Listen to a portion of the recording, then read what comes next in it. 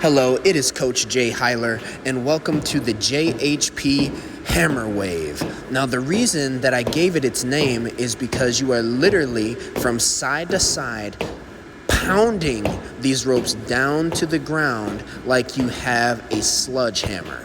And how we're going to do this is we're going to keep all of the muscles tight that I always say in all of my wave progression videos. You're going to keep your shoulders down and back.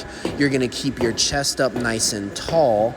And you're going to keep your chin tucked back as if though you are a soldier. The next thing is you want to have your hips, knees, and heels roughly at about a 90-degree angle, and you want to make sure that you are really squeezing your abs very tightly as if though someone is going to kick you in them, and you are going to brace and embrace that blow. Okay? Now, notice how I sway from side to side. When I sway from one side, I lift the ropes as high as I possibly can, and as you can see, I do this progressively. So I don't start off lifting the ropes high, I progressively get higher as I lift them up more and more and more, because you want to warm your shoulders up. You don't want to just jump right into this movement so you can stay safe, of course, and you do not get injured. Now, if you keep all of that stuff in mind, you need to sway from side to side, literally leading with your quadriceps. That's the thigh muscle. And then you're swaying from your torso all the way up to your shoulders and all the way into your hands. You want to allow your wrist to naturally move as you swing up and down and pound the ground. Okay, you don't want to keep your wrist in a static position because that could also harm your wrist and give you an injury there.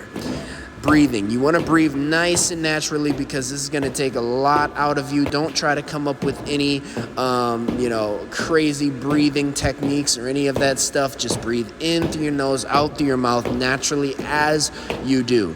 Now for me, I breathe in as I'm bringing the ropes up and out as I'm slamming them down to the ground because that feels the most natural for me. It's going to feel the most natural for most people as well.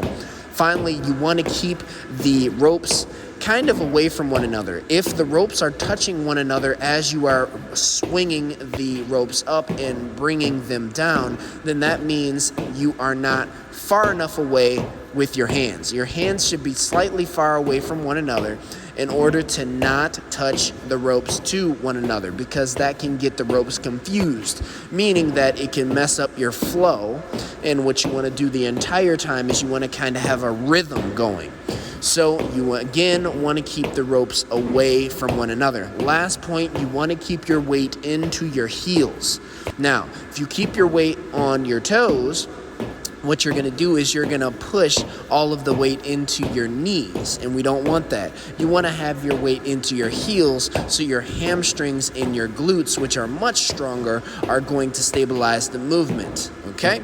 So hopefully all of that makes sense. Keep your eyes forward, making sure, again, that your chin stays tucked back just like a soldier would, and that you are not rounding your spine ever throughout this movement. Keep your chest up tall and proud.